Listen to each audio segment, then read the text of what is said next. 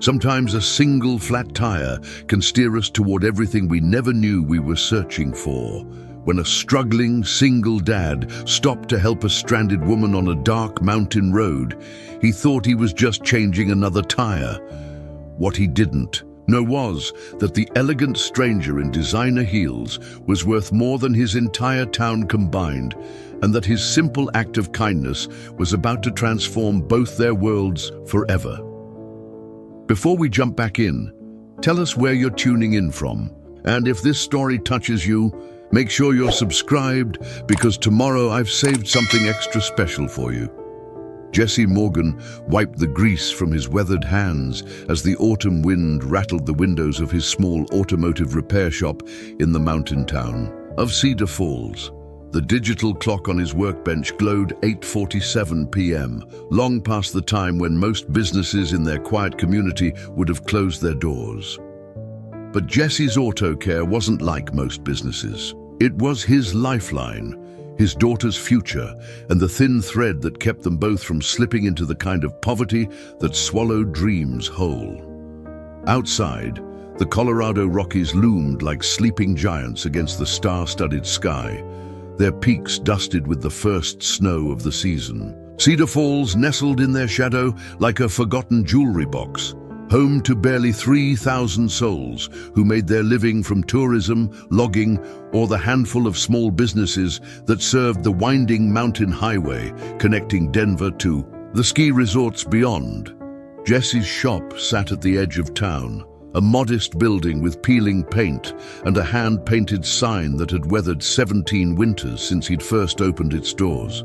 Back then, he'd been 22, newly married, and full of dreams about building something lasting in the town where he'd grown up. Sarah had believed in those dreams too, her eyes lighting up when he talked about expanding the business, maybe opening a second location down in Evergreen. Those dreams felt like they belonged to someone else now. The soft creak of the office. Doctor drew his attention, and Jesse looked up to see his 15-year-old daughter Emma emerge from the back room, her textbooks balanced precariously in her arms. Her blonde hair, so much like her mother's, caught the fluorescent light as she set her homework on the counter and rubbed her tired eyes.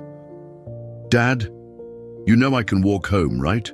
Emma said, though there was no real complaint in her voice. She'd been coming to the shop after school for 3 years now, ever since Sarah's battle with lupus had ended and left them both adrift in a world that suddenly felt too big and too empty. "I know you can, sweetheart," Jesse replied, setting down his wrench and giving her his full attention. "But humor your old man. Besides, Mrs. Patterson said she's making her famous apple pie tonight, and if we time it right, we might get invited." "For dessert," Emma smiled, the expression transforming her serious face into something that reminded Jesse so powerfully of Sarah that his chest tightened. At 15, Emma was already showing signs of the woman she would become. Intelligent, compassionate, and far too mature for someone who should have been worried about homework and weekend plans rather than whether the electricity bill would get paid on time. Jesse had tried to shield her from the worst of their financial struggles, but teenagers weren't easily fooled. Emma knew that her father worked 16-hour days, not because he loved cars, but because every repair job meant groceries on the table and gas in their aging Honda Civic. She knew that her college fund had been emptied to pay for her mother's medical treatments, and that the scholarship applications stacked on her desk weren't just about academic opportunity, they were about survival. "How's the Henderson truck coming along?" Emma asked, settling onto the stool behind the counter and opening her chemistry textbook. She'd grown up in this shop, and she could diagnose engine problems better than most adults in town. "Transmissions. Shot," Jesse said, wiping his hands on a rag that had seen better decades. "I could rebuild it, but Tom Henderson doesn't have that kind of money right now. Nobody in Cedar Falls does." It was the truth that hung over their small community like the mountain mist that rolled in each evening. Cedar Falls was dying slowly, one family at a time. The young people left for college and never came back. The older residents found themselves Priced out as wealthy Denver families bought up properties for vacation homes that sat empty 11 months of the year. Jesse watched it happen with a mixture of sadness and determination. Sadness for what was being lost, determination to hold onto what remained. This economic reality was harsh but simple. Jesse could keep maybe a dozen vehicles running in good repair, enough to serve the permanent residents and the occasional tourist whose car broke down on the mountain pass. It was honest work, necessary work, but it wasn't the kind of income that built college funds or retirement accounts. It was the kind of income that kept you alive 1 month at a time, always walking the tightrope between making it and losing everything. Emma's phone buzzed, and she glanced at it with the casual attention of someone who'd grown up in the age of constant connection. Jesse envied that sometimes the way his daughter could slide seamlessly between the physical world of their small town and the digital universe where geography didn't matter. She had friends online from places he'd never visited, opportunities that existed beyond the mountain passes that defined his world. Cassie got accepted to CSU, Emma said quietly, not looking up from her textbook. Full scholarship. Jesse felt the familiar tug of pride mixed with worry. Cassie Williams had been Emma's best friend since elementary school, a bright kid whose parents ran the failing diner on Main Street. A full scholarship to Colorado State University was a golden ticket, a chance to escape the economic gravity that pulled so many young people down into lives of quiet struggle. "That's wonderful," Jesse said, and he meant it. "You'll get one too. Your grades are better than Cassie's, and your essay about growing up in Cedar Falls made me cry." Emma smiled, but it was the kind of smile that carried the weight of uncertainty. They both knew that scholarships were competitive, that bright kids from small mountain towns were competing against bright kids from everywhere else, that wanting something desperately didn't guarantee you'd get it. The sound of tires on gravel interrupted Jesse's thoughts, and he looked up in surprise. It was nearly 9 o'clock on a Thursday night, well past the time when anyone in Cedar Falls would be out looking for automotive service. Maybe it was Tom Henderson coming to check on his truck, or Mrs. Patterson with news about that apple pie. Jesse walked to the window and peered out into the darkness. The parking lot was empty except for his own Honda and Emma's bicycle. But he could hear an engine idling somewhere close by, the sound echoing off the mountain walls in that particular way that meant someone was lost or in trouble. He stepped outside, the October air sharp against his skin, and listened. The engine sound was coming from the direction of the highway, beyond the reach of his shop's security lights. Someone was out there in the darkness, and in a place like Cedar Falls, that usually meant someone needed help. Jesse grabbed his jacket from the hook by the door and called back to Emma, "I'll be right back, sweetheart. Someone might need assistance." As he walked toward the sound of the idling engine, Jesse had no way of knowing that his simple decision to investigate would set into motion a chain of events that would challenge everything he thought he knew about love, family, and the distance between two very different worlds.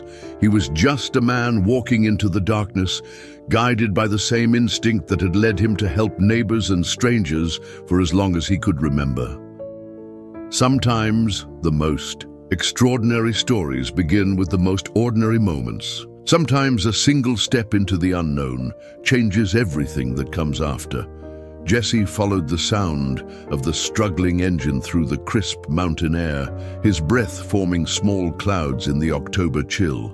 The noise led him past the edge of his property and onto the shoulder of Highway 285, where the asphalt disappeared into curves that wound treacherously through the mountain passes. What he found there made him stop in his tracks. A sleek silver Maserati sat tilted at an awkward angle on the narrow shoulder, its hazard lights blinking like a desperate SOS against the darkness. The luxury sports car looked as out of place on this remote mountain highway as a diamond ring in a hardware store. Its low profile and racing lines were designed for smooth city streets and European autobahns, not the rough-hewn reality of Colorado mountain roads, where potholes and sudden weather changes could humble even the most expensive machinery. As Jesse approached, he could see steam rising from beneath the hood, and the unmistakable smell of overheated engine coolant hung in the cold air. But what caught his attention even more than the mechanical distress was the figure standing beside the car, silhouetted against the headlights like something from another world entirely. The woman was tall and elegant, wrapped in what Jesse's untrained eye could only describe as the kind of coat that probably cost more than his monthly mortgage payment.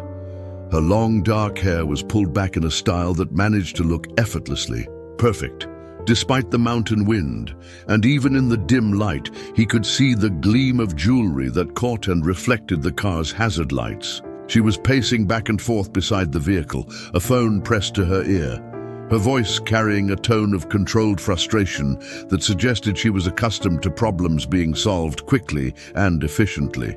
Preparing and narrating this story took us a lot of time, so if you are enjoying it, subscribe to our channel. It means a lot to us. Now back to the story. "No, you don't understand," she was saying into the phone, her accent carrying the crisp enunciation of someone who had been educated at the finest schools. "I need someone here within the hour. This isn't a request, it's a necessity." There was a pause, and Jesse could hear the tinny sound of a voice on the other end, delivering what was clearly unwelcome news. "What do you mean the nearest service is 3 hours away? I don't care if it's after business hours. I'll pay whatever it takes." Jesse cleared his throat softly as he approached, not wanting to startle her. The woman spun around, and in the glow of the headlights, he caught his first clear look at her face. She was probably in her early 30s, with the kind of classical beauty that belonged on magazine covers, rather than stranded on remote mountain highways. Her dark eyes were wide, with a mixture of frustration and something that might have been fear, though she was clearly trying to maintain her composure. "Excuse me," Jesse said, raising his hands in a peaceful gesture as he noticed her instinctive step backward. "I heard your car from my shop down the road. Looks like you might need some help."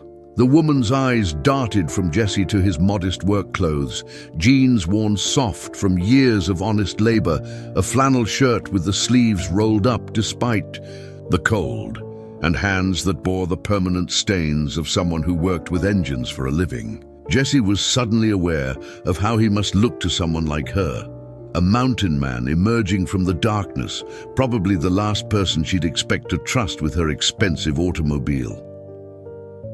"I've already called for assistance," she said carefully, though the phone in her hand suggested that assistance wasn't coming anytime soon. "Thank you, but I'm sure I'll be fine." Jesse nodded, recognizing the polite but firm dismissal. He'd encountered it before from the occasional wealthy tourist whose GPS had led them astray in the mountains. There was a particular way that people with money looked at people without it, not necessarily cruel, but cautious, as if poverty might be contagious. "That's a beautiful car," he said simply, making no move to come closer. "Maserati Gran Turismo. Right, 2018 or 2019? The woman's eyebrows rose slightly in surprise.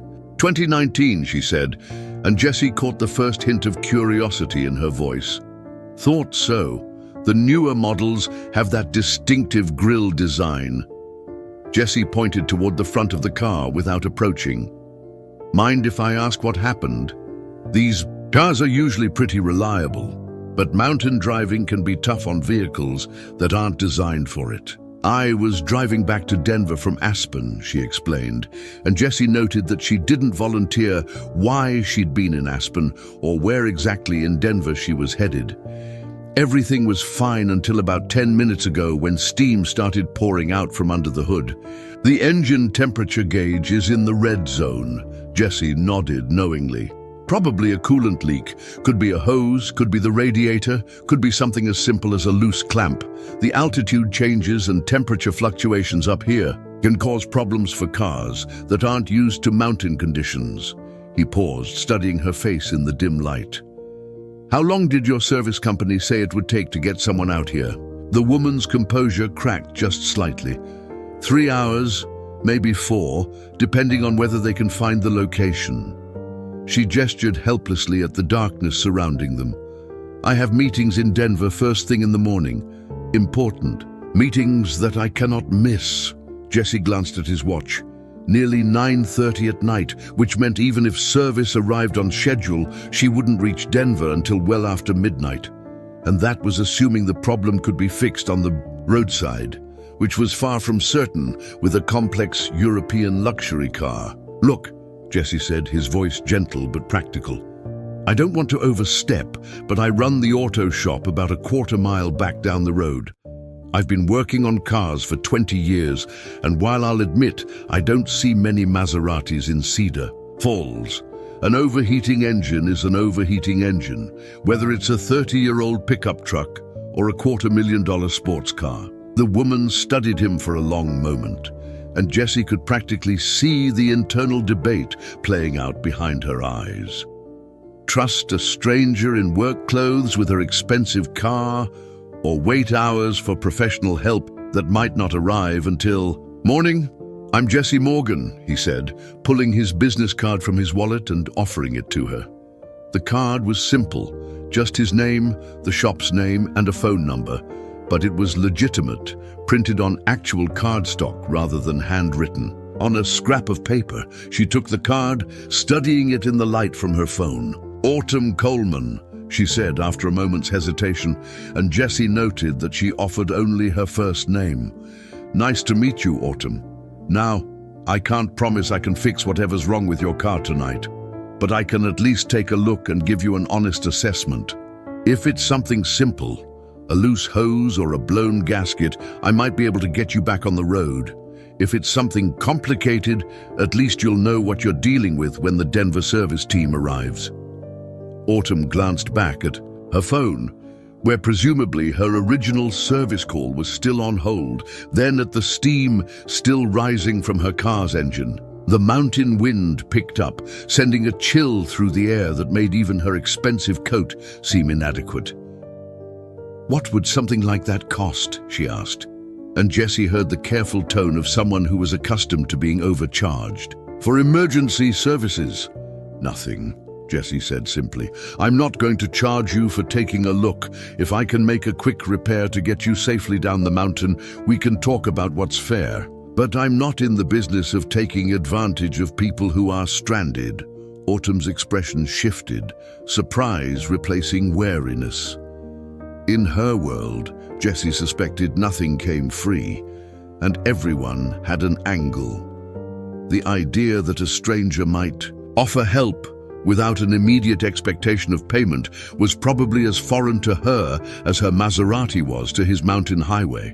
You would do that? She asked, and there was something almost vulnerable in the question. Jesse shrugged. Ma'am, if my daughter was stranded on a dark highway somewhere, I'd hope someone would stop to help her. That's just how things work up. Here, for the first time since he'd approached, Autumn Coleman smiled. A real smile that transformed her face from elegant to genuinely beautiful. All right, Mr. Morgan, I would very much appreciate your help. Jesse walked back to his shop to retrieve his tools and his tow truck, a sturdy Ford F-350 that had seen better decades, but still ran like a dream. Emma looked up from her homework as he gathered his emergency kit, her expression curious but unsurprised. She'd grown up watching her father drop everything to help stranded motorists, whether they could pay or not. Someone broke down. She asked, not looking up from her chemistry equations. Maserati with an overheating problem, Jesse said, checking his toolkit. Owner seems nice enough, just stuck in a bad situation. Emma's eyebrows rose. A Maserati in Cedar Falls. That's like finding a unicorn in the grocery store. Jesse chuckled. Something like that. I shouldn't be long, but if Mrs. Patterson calls about that pie, tell her we'll take a rain check." When Jesse returned to the highway with his truck, Autumn was still standing beside her car, but she'd ended her phone call and seemed more relaxed. The contrast between her elegant figure and the rugged mountain landscape struck him again. She looked like someone who belonged in penthouses and boardrooms, not on the shoulder of a lonely mountain highway at nearly 10 o'clock at night. "I've called off the Denver service," she said, as Jesse backed his truck into position. "I figured if you're willing to help, there's no point in waiting hours for someone else." Jesse nodded, connecting the tow cables with practiced efficiency. "Smart decision. Even if I can't fix it tonight, I can at least get your car somewhere safe and warm while we figure out what's wrong." As the Maserati was lifted onto the flatbed, Autumn climbed into the passenger seat of Jesse's truck. The cab was clean, but clearly well used, with coffee stains on the console and a stack of Emma's textbooks on the floor. The radio was tuned to a classic rock station, playing softly in the background. "This is very kind of you," Autumn said, as they drove the short distance back to the shop. "I have to admit, when I saw you walking out of the darkness, I wasn't sure what to think." Jesse glanced at her, noting the way she sat with perfect posture even in his beat-up truck. "I imagine a guy in work clothes approaching your car on a dark highway isn't exactly what you're used to." "Not exactly," she admitted with a small laugh. "In my usual world, when something breaks, you call someone and they fix it. You don't really interact with the people who do the actual work. There was something honest about the admission that Jesse appreciated. No pretense that she was anything other than what she obviously was. Someone from a world where money solved problems and personal involvement was unnecessary. At the shop, Jesse maneuvered the Maserati into his largest bay, the one usually reserved for pickup trucks and SUVs. Under the bright fluorescent lights, the car's elegance was even more pronounced. The silver paint gleamed like liquid mercury, and every line spoke of engineering precision and aesthetic perfection. Emma appeared in the doorway, drawn by curiosity despite her homework. When she saw Autumn stepping out of her father's truck, her eyes widened slightly. Autumn was even more striking under the shop lights, her dark hair catching the illumination, her movements graceful despite the incongruous setting. "Emma, this is Ms. Coleman," Jesse said. "Autumn, this is my daughter Emma." "Please, just Autumn," she said, extending her hand to Emma with the same courtesy she might show to an adult. "Your father is being incredibly helpful." Emma shook the offered hand, clearly impressed by being treated as an equal. "Dad helps everyone," she said with the matter-of-fact tone of someone stating an obvious truth. "Last month, he drove 2 hours to help Mrs. Chen fix her car when it broke down near the ski resort." Jesse felt his cheeks warm slightly at his daughter's casual praise. "Emma, why don't you show Autumn where she can sit while I take a look at the engine?" Emma led Autumn to the small office area, clearing textbooks from the best chair and offering her a bottle of water from the mini fridge. Jesse watched the interaction with interest. Emma was usually shy around strangers, especially adults, but something about Autumn's genuine manner seemed to put her at ease. "What are you studying?" Autumn asked, settling into the chair and looking with interest at Emma's scattered homework. "Chemistry," Emma replied, then added with a slight grimace, "I'm trying to understand molecular bonding, but it's not exactly clicking." "Oh, I remember struggling with that too," Autumn said, and Jesse was surprised to hear genuine empathy in her voice rather than polite dismissal. "The trick is to think of it like relationships between people. Some bonds are strong and stable, others are temporary, and some are so volatile they explode when they come together." Emma's face lit up with understanding. "That actually makes sense. So ionic bonds are like opposites attracting." "Exactly. And covalent bonds are like partnerships where both sides contribute equally."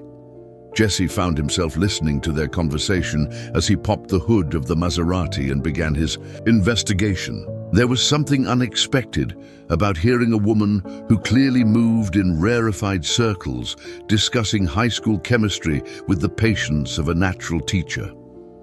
Under the hood, the problem was immediately apparent. A coolant hose had developed, a pinhole leak, small enough that it had taken time to cause trouble, but large enough to create significant pressure loss. The radiator itself was fine, as was the engine block. It was the kind of repair that would cost hundreds of dollars at a dealership, but could be fixed with a $20 part and 30 minutes of work. "Good news," Jesse called out, straightening up and wiping his hands. "It's just a coolant hose, simple fix." Autumn appeared at his elbow, and Jesse caught a hint of expensive perfume that seemed entirely out of place in his grease-scented shop. "How simple. I've got the part in stock, and it should take me about half an hour to replace it. You'll be back on the road before 11.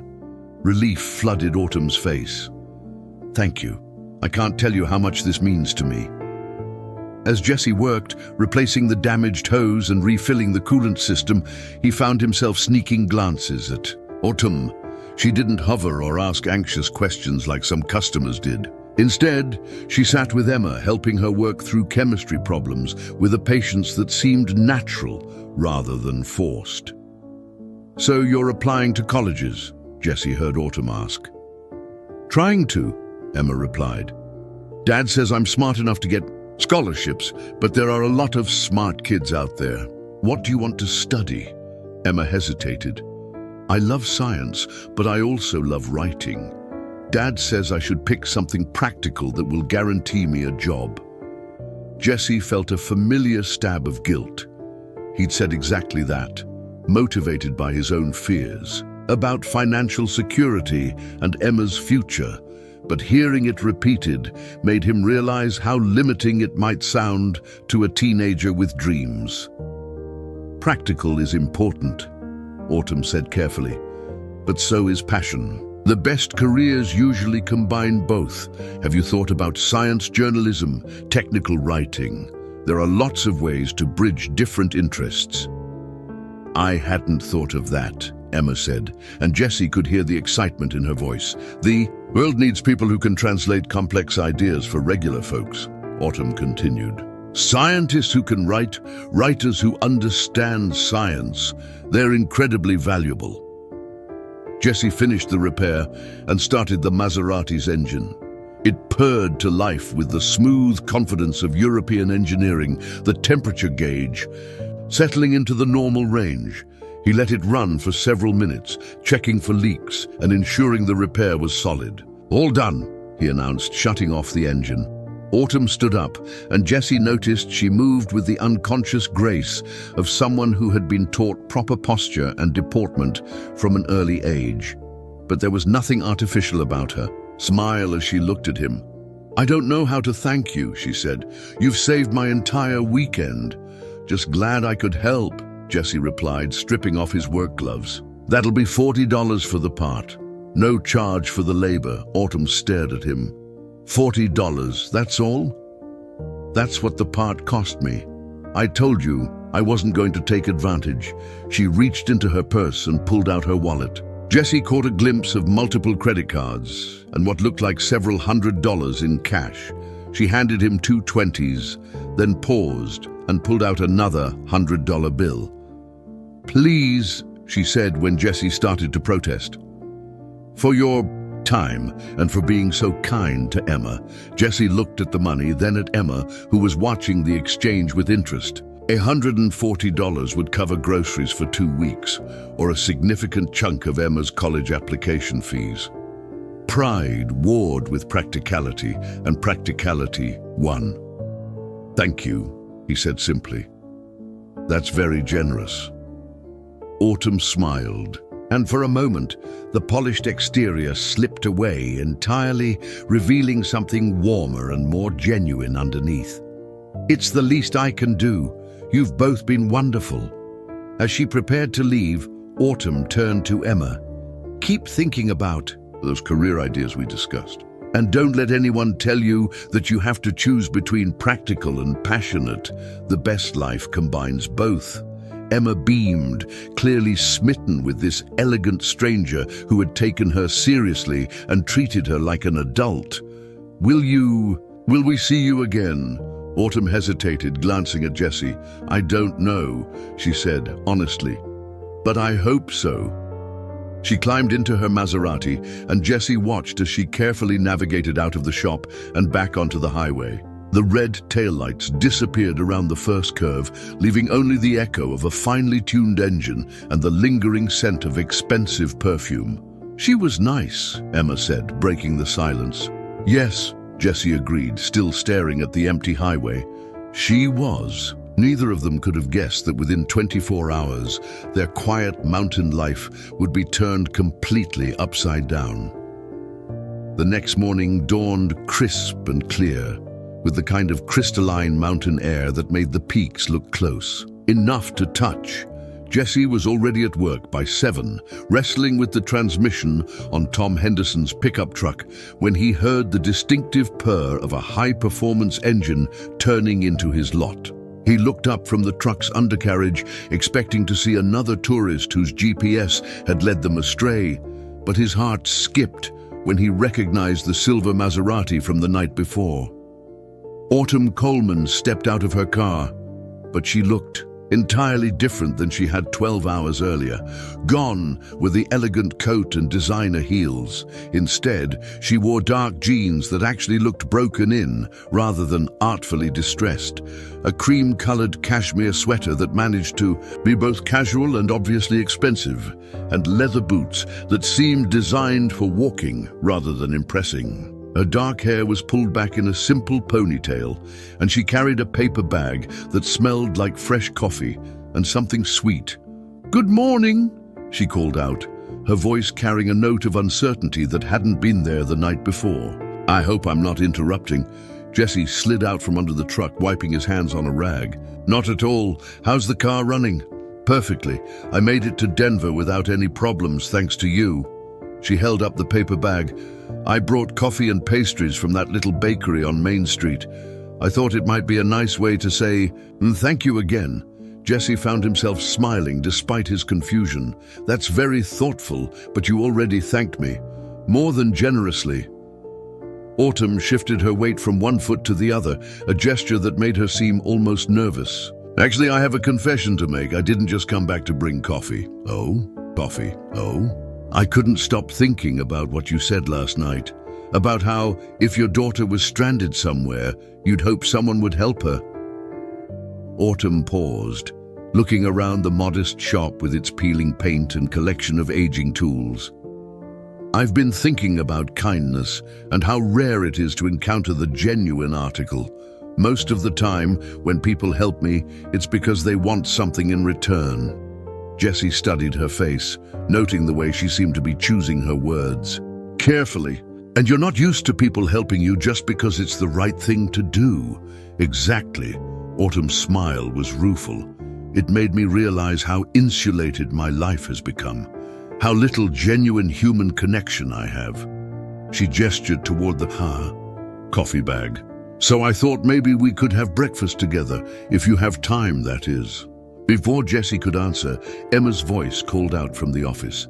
"Dad, is that Autumn?" "It is," Autumn called back, her face lighting up at the teenager's recognition. Emma appeared in the doorway, her school backpack slung over one shoulder. "I was just heading to school. Did you make it to Denver okay?" "I did, thanks to your father, and I brought coffee to celebrate." Autumn's smile was warm and genuine as she looked at Emma.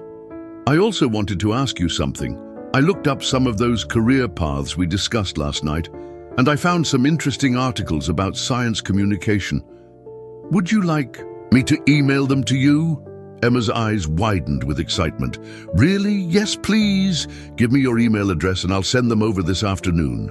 As Emma rattled off her email address, Jessie found himself studying Autumn with new eyes. She could have simply driven past his shop on her way back to whatever world she'd come from. The fact that she'd made a deliberate detour to bring coffee and follow up on a conversation with his daughter suggested something deeper than simple politeness.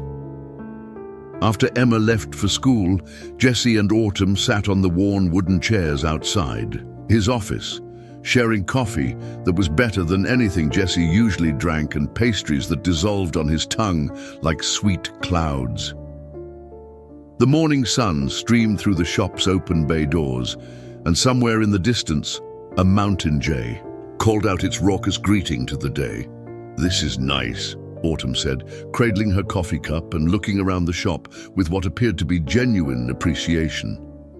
"Peaceful."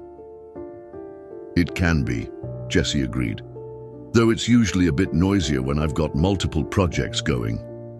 "How long have you been doing this?" 20 years, give or take. Started right out of high school. Jesse took a sip of coffee, surprised by how easy it was to talk to her. "My dad was a mechanic. His dad before him. I guess you could say it's in my blood. And you've always lived in Cedar Falls?" Jesse nodded. "Born and raised. Met my wife here. Thought I'd die here."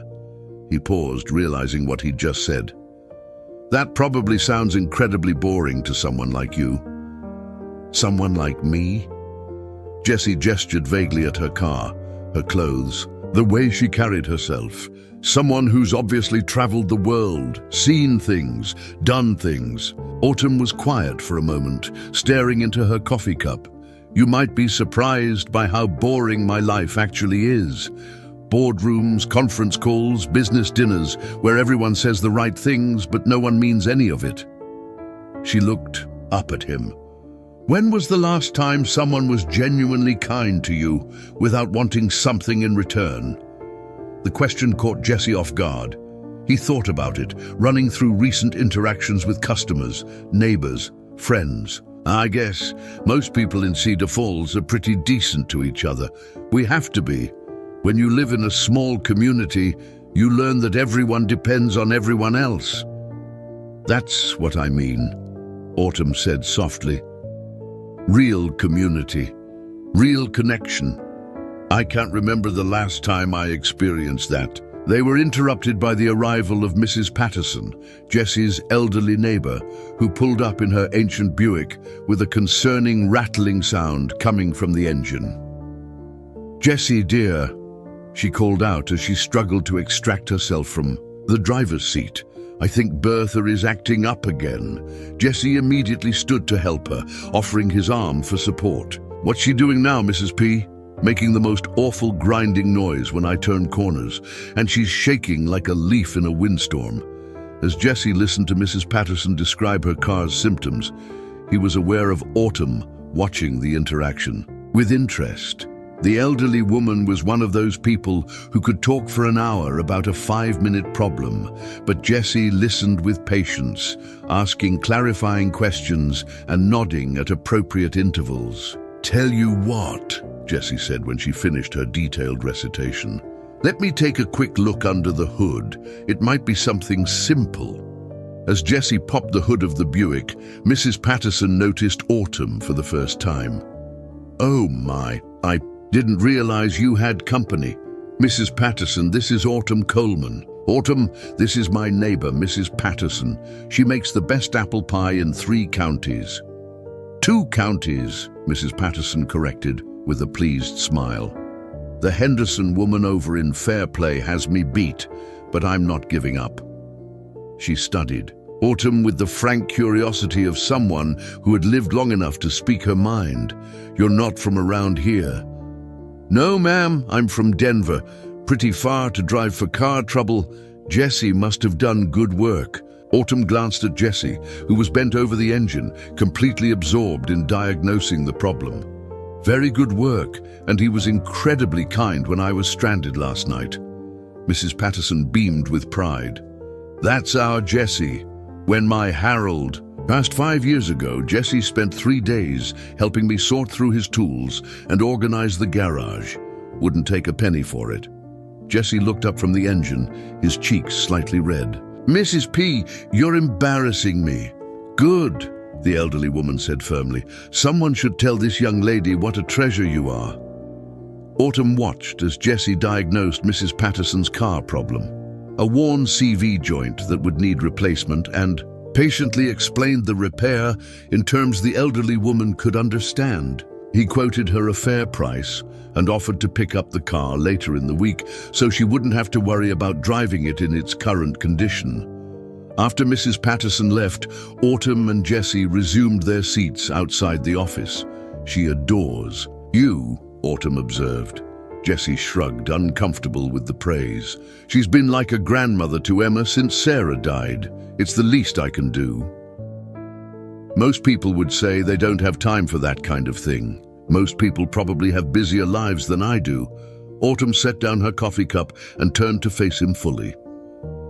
"Jessie, can I ask you something personal?" "Shoot. Are you happy?" The question surprised him with its directness. Jessie considered it seriously, looking around his shop, thinking about his life with Emma, the community he'd built in Cedar Falls. "Happy is a complicated word," he said finally. "Am I satisfied?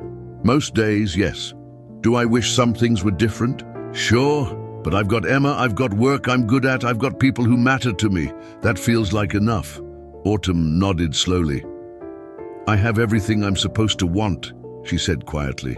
"Success, money, independence. But I can't remember the last time I felt satisfied. The last time I felt like I mattered to someone, or like what I was doing made a real difference." Jessie studied her profile as she stared out at the mountains.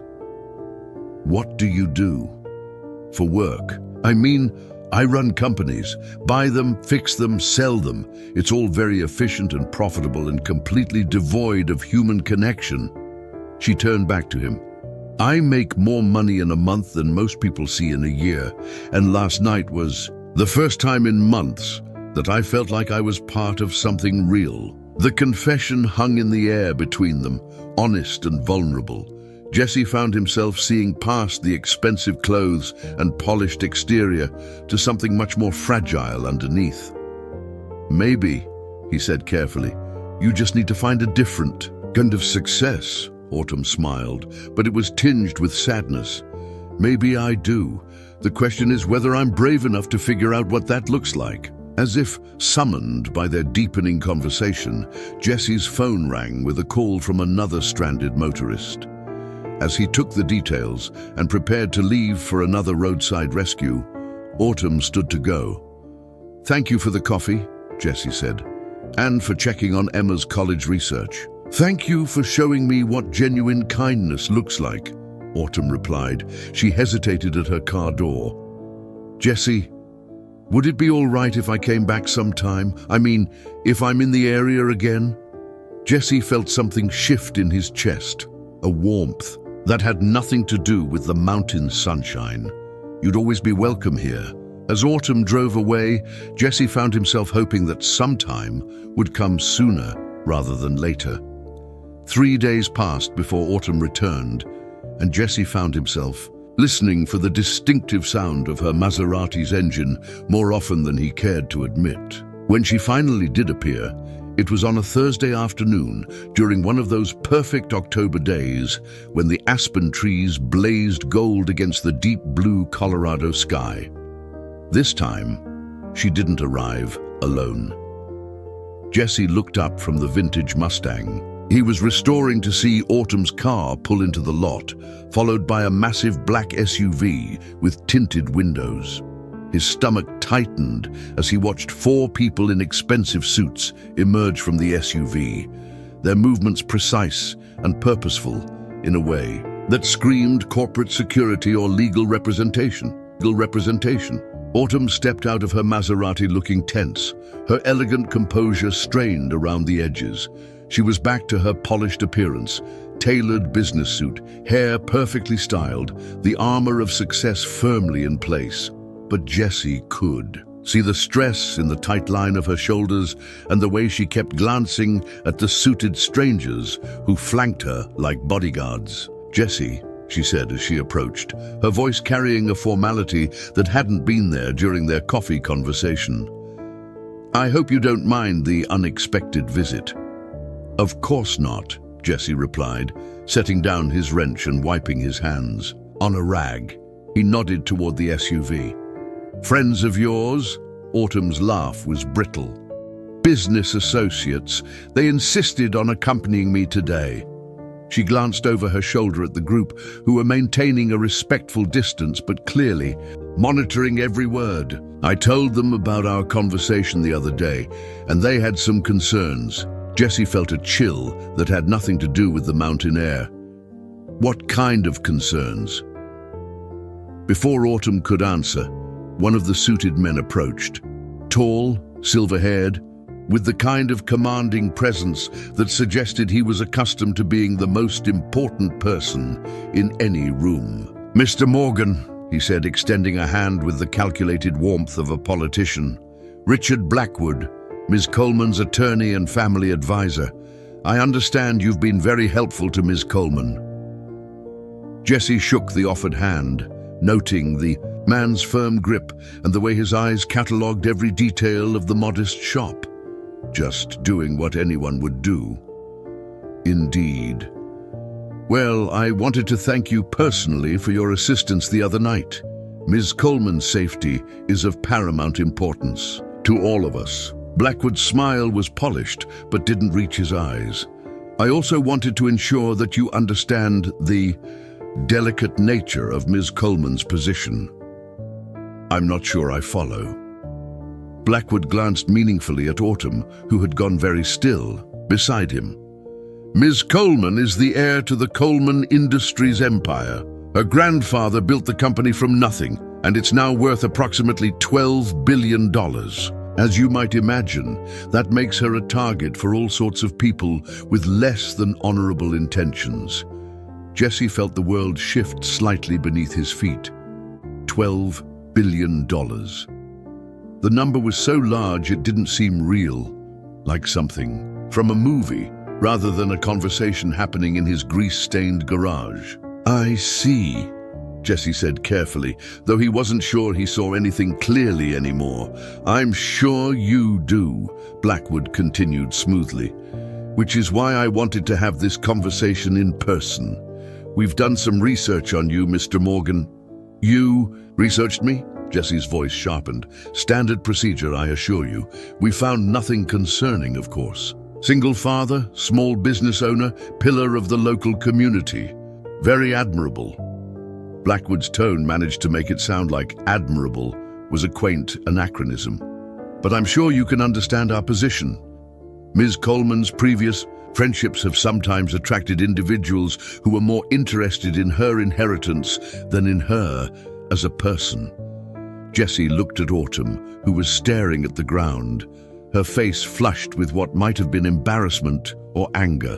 "And you think that's what this is?" "I think," Blackwood said, with the patience of someone explaining something obvious to a particularly slow student, "that you're a good man who found himself in an unusual situation. Ms. Coleman was grateful for your help, and perhaps that gratitude was misinterpreted as something more personal." "By whom?" The question seemed to catch Blackwood off guard. "I beg your pardon. Who misinterpreted her gratitude? Me or her?" Autumn's head snapped up, her eyes meeting Jesse's for the first time since she'd arrived. In them, he saw a mixture of mortification and something that might have been desperation. "That's not," she started, but Blackwood smoothly interrupted. "What I'm suggesting, Mr. Morgan, is that perhaps it would be best for everyone if Ms. Coleman's association with you remained limited to that one evening. For her protection, you understand." Jesse felt anger beginning to build in his chest, slow and hot. Her protection from what exactly? From a mechanic who helped fix her car? From the complications that arise when people from very different worlds attempt to form personal relationships? "Richard, please," Autumn said, her voice tight with controlled emotion. "That's enough." But Blackwood continued as if she hadn't spoken. "I'm prepared to offer you a substantial payment for your discretion in this matter. Let's say $50,000, in exchange for your agreement not to contact Ms. Coleman again or to discuss your encounter with anyone." The garage fell silent, except for the distant sound of wind through the aspens and the soft idling of the SUV's engine. Jessie stared at Blackwood, processing what had just been offered. $50,000. More money than Jessie made in 2 years. Enough to pay off his mortgage, fund Emma's college education, maybe even expand the business. All he had to do was agree to pretend that the connection he'd felt with Autumn had never existed. "Jessie," Autumn said suddenly, her voice breaking through his thoughts, "could I speak with you privately, please?" Blackwood started to object, but Autumn cut him off with a look that could have frozen the Colorado River. "I said privately, Richard." She walked toward the back of the shop, toward the small office where she'd helped Emma with chemistry homework just a few days earlier.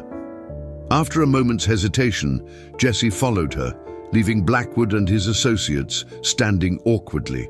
Among the car lifts and tool benches in the office, Autumn turned to face him, and Jessie was shocked to see tears in her eyes, the first genuine emotion he'd seen from her since she'd arrived. "I am so sorry," she said, her voice barely above a whisper.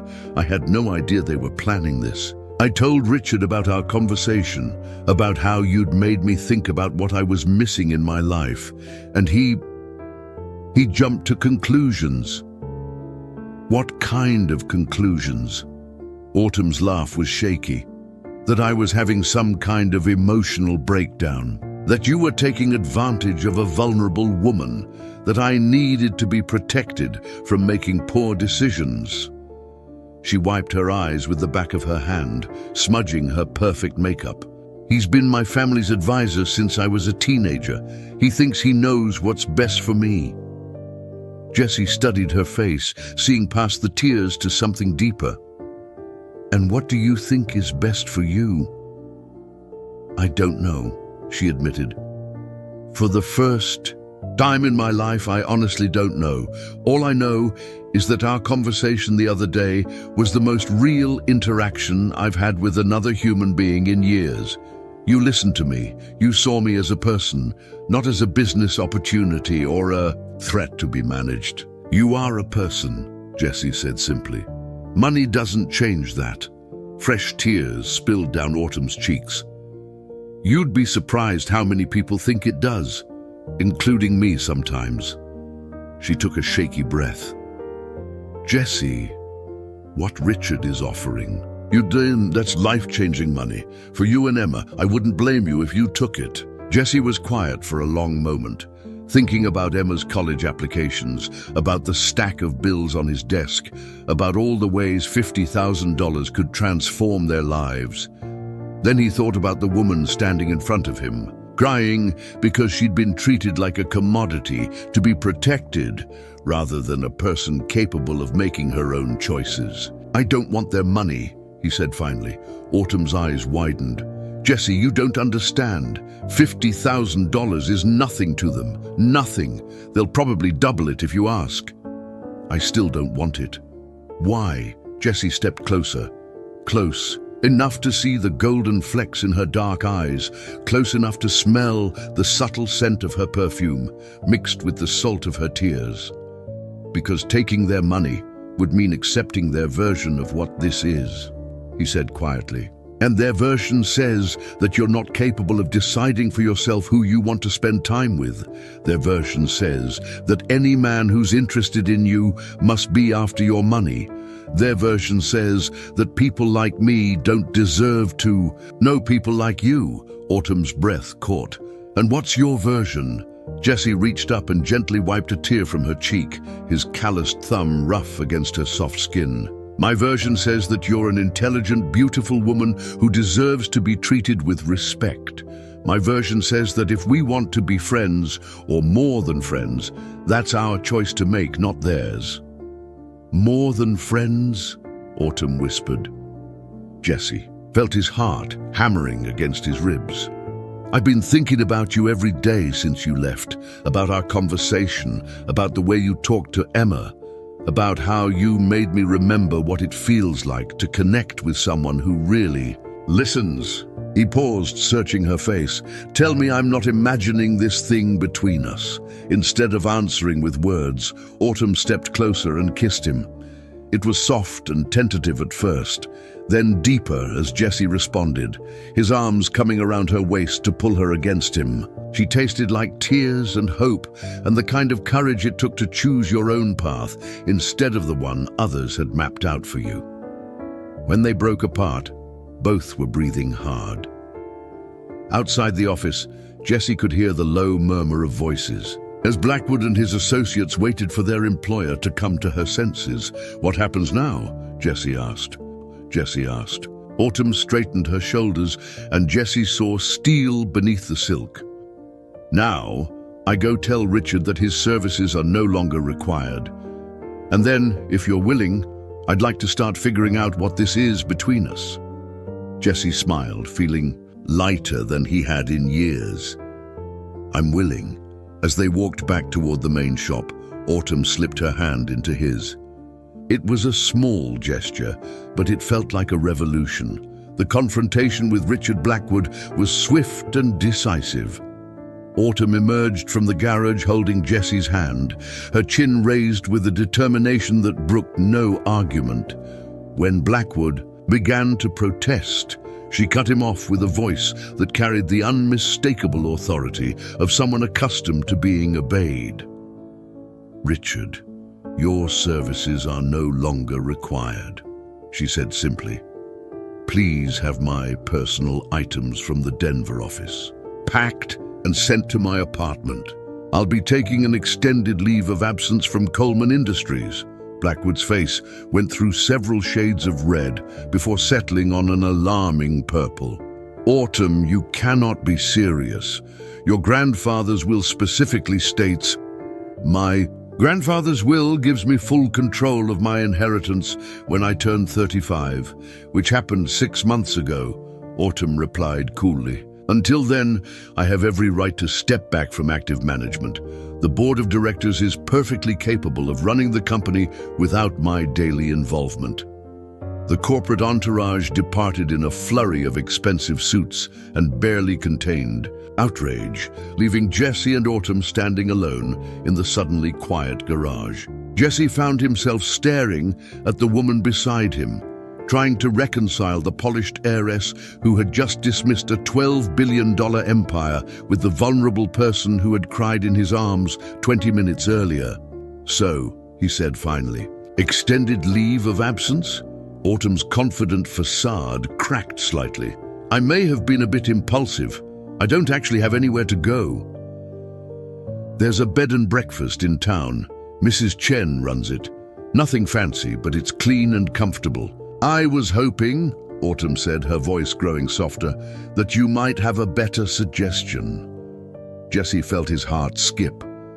"Are you asking what I think you're asking?"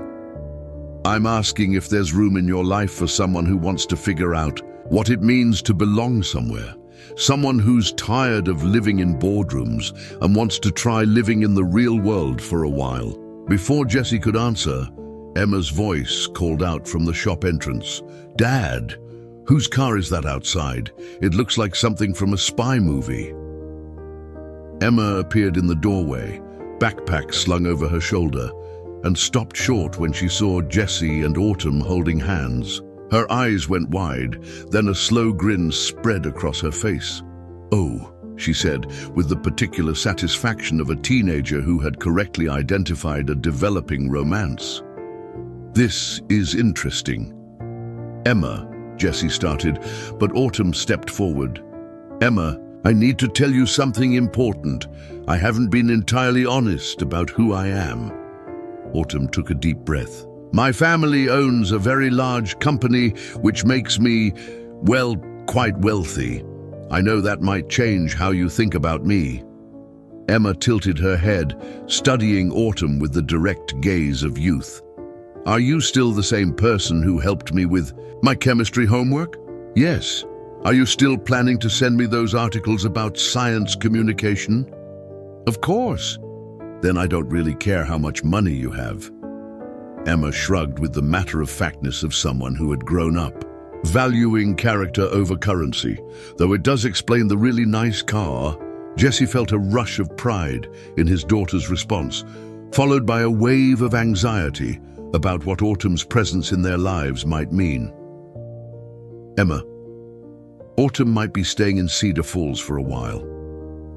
What would you think about her staying with us? Emma's grin widened. Seriously, that would be amazing. Then her expression grew more serious. But where would she sleep? The guest room is full of car parts. Jesse and Autumn looked at each other, both suddenly aware of the practical implications of their impulsive decision. Jesse's modest ranch house had 3 bedrooms, his, Emma's, and a small room that had become storage for automotive supplies and Emma's outgrown furniture. "We'll figure something out," Jesse said. "Maybe I can clear out the guest room." "Actually," Autumn said slowly, "I have another idea. What if I rented a place here in town, somewhere I could stay while I figure out what comes next?" Over the next 3 days, Autumn threw herself into the task of finding a temporary home in Cedar Falls with the same methodical approach she'd once applied to corporate acquisitions. The difference was that instead of evaluating profit margins and market penetration, she was learning about school districts and snow removal and which grocery store had the best produce. Mrs. Chen, the bed and breakfast owner, became Autumn's unofficial real estate guide and cultural interpreter. A small, energetic woman in her 60s who had moved to Cedar Falls from San Francisco 15 years earlier, Mrs. Chen understood the challenge of adapting to small-town mountain life. "The Henderson place might work," Mrs. Chen said as she and Autumn toured a small cabin on the edge of town. "It's been empty since they moved to Phoenix, furnished too, though you might want to update some things." The cabin was rustic but charming, with knotty pine walls and a stone fireplace that dominated the living room. The kitchen was small but functional, and the bedroom had windows that looked out over a meadow where deer grazed in the early morning. Light. It was the polar opposite of Autumn's sleek Denver penthouse, and she fell in love with it immediately. "I'll take it," she said, before Mrs. Chen had finished showing her the second bedroom. "Don't you want to see the rest? Check the water pressure. Ask about heating costs." Autumn smiled. "Mrs. Chen, I've spent my entire adult life analyzing every decision to death. For once, I want to choose with my heart instead of my head." By the weekend, Autumn had moved into the cabin with a collection of hastily purchased furniture and a determination to learn how to live like a normal person. The results were both amusing and endearing. Jesse found her standing in the kitchen Saturday morning, staring at a coffee maker as if it were an alien artifact. "Problem?" he asked, wrapping his arms around her from behind. "I've never actually made coffee before," she admitted. "I've always had someone else do it or bought it already made." Jesse laughed, pressing a kiss to the top of her head. "It's not exactly rocket science. Here, let me show you." As he guided her through the simple process of measuring coffee grounds and water, Jesse marveled at the intimacy of the moment. 3 weeks ago, his biggest concern had been whether Tom Henderson could afford his truck repairs. Now he was teaching a billionaire heiress how to make coffee in a cabin kitchen while morning sunlight streamed through windows that looked out on the Colorado Rockies. "There," he said, as the coffee maker gurgled to life. "Give it 5 minutes and you'll have coffee." Autumn turned in his arms, her face glowing with pride at her small accomplishment. "What else don't I know how to do?" "Probably a lot," Jesse said honestly. "But that's okay. We'll figure it out together." The integration continued throughout the week. Autumn learned to grocery shop, marveling at the process of choosing her own food instead of having meals prepared by a chef. She discovered the pleasure of doing her own laundry, even if she did accidentally turn several white items pink in her first attempt. She bought a bicycle and relearned the simple joy of riding through town, stopping to chat with neighbors and shopkeepers who were gradually accepting her as a member of their community rather than a wealthy tourist. The most significant test came on Thursday evening, when Jesse invited her to join him and Emma for dinner at the monthly community potluck held in the school gymnasium. It was a beloved Cedar Falls tradition, where everyone brought a dish to share and caught up on local news and gossip. "Are you sure about this?" Autumn asked as they walked across the school parking lot, Jesse carrying Emma's contribution of homemade cornbread and Autumn nervously clutching a store-bought apple pie. "Won't people think it's strange that I'm here?" "They'll think it's wonderful," Emma said confidently. "Mrs. Patterson has been asking Dad about you every day since she met you at the shop." The gymnasium was decorated with autumn leaves and pumpkins, filled with the warm buzz of conversation and the clatter of serving spoons against casserole dishes. Jesse watched as neighbors who had known him his entire life welcomed Autumn with the genuine warmth that small communities extended to people who made an effort to belong. Mrs. Patterson immediately claimed Autumn for the dessert table, peppering her with questions about her apple pie while subtly interrogating her about her intentions toward Jesse. Tom Henderson's wife dragged her into a conversation about the best places to buy winter boots, treating her as just another newcomer who needed local knowledge to survive her first Colorado winter. But the moment that convinced Jesse that Autumn truly belonged came when 8-year-old Timmy Rodriguez approached their table with tears in his eyes. His older brother had been teasing him about his science fair project, calling it stupid and worthless. Without hesitation, Autumn knelt to Timmy's level and listened with complete attention as he explained his experiment about plant growth and different types of soil. She asked thoughtful questions, made suggestions for improvements, and told him about famous scientists who had been laughed at before their discoveries changed the world.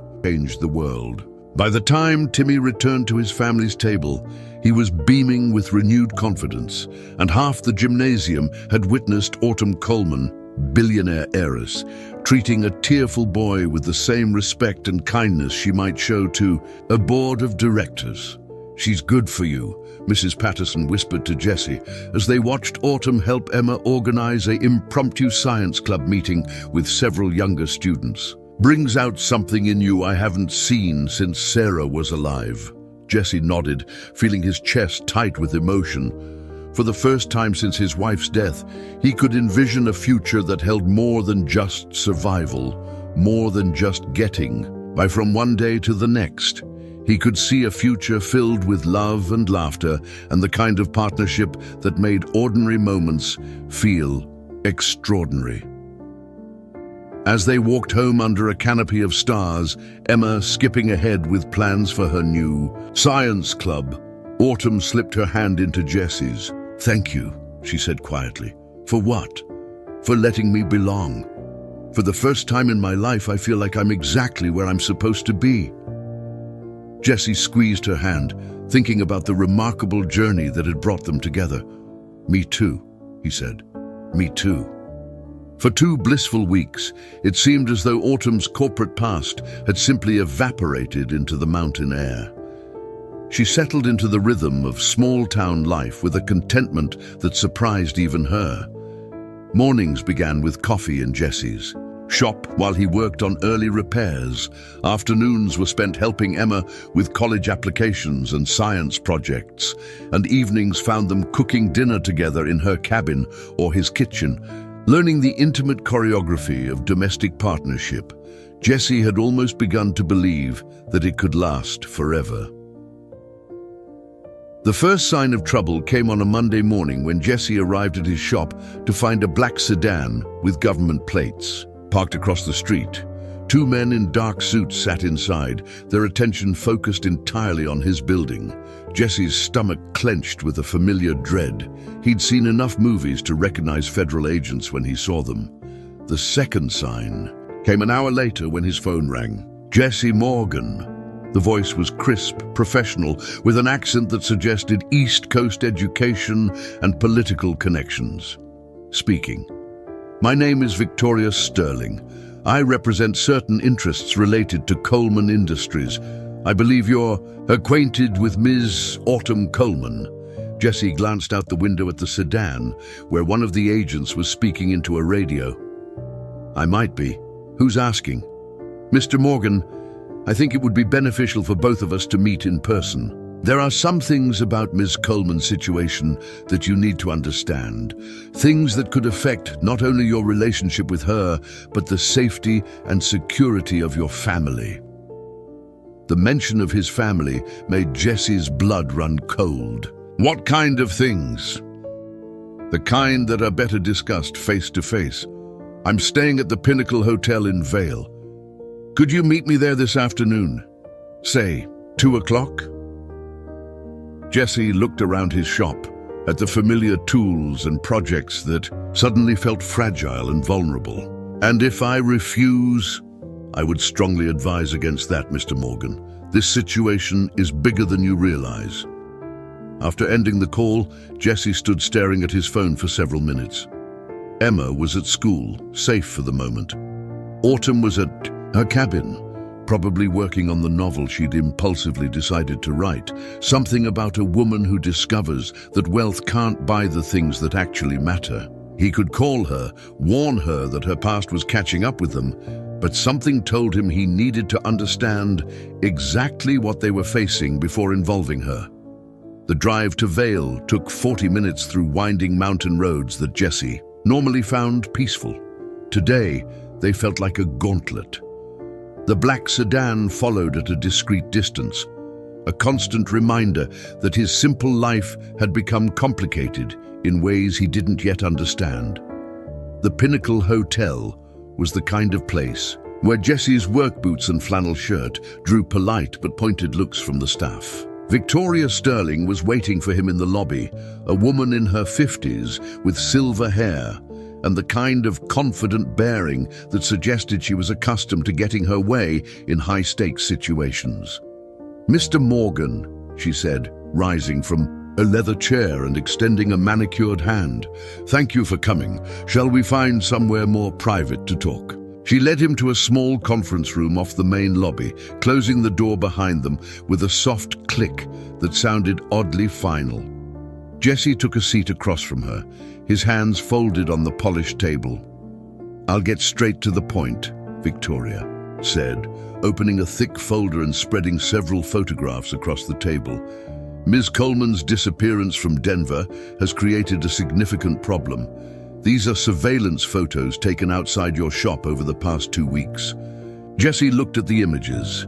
Black and white photos of him and Autumn walking hand in hand, of her helping Emma with homework, of them kissing in his kitchen. The intimate moments of their developing relationship reduced to surveillance evidence. "I don't understand. Disappearance. She took a leave of absence." Victoria's smile was razor thin. "Mr. Morgan, Autumn Coleman doesn't just get to take a leave of absence. She's not an employee. She's the heir to one of the largest privately held corporations in America. Her grandfather's will specifically states that if she's absent from her duties for more than 30 days without board approval, control of the company transfers to a consortium of investors who have been waiting years for exactly this opportunity." Jessie felt the ground shifting beneath him. She said she had the right to step back. She has the right to delegate certain responsibilities. She does not have the right to abandon her position entirely, which is what her current behavior suggests she's doing. Victoria leaned forward. "Mr. Morgan, there are 40,000 people employed by Coleman Industries. Their jobs, their families, their futures, all of that depends on stable leadership. Autumn's romantic adventure is putting all of that at risk." "It's not a romantic adventure," Jessie said, his voice hardening. "It's her life. Is it? Or is it a fantasy she's living at the expense of real-world responsibilities?" Victoria pulled out another set of documents. "This is a psychological evaluation prepared by Dr. Marcus Webb, one of the country's leading experts on inherited wealth syndrome.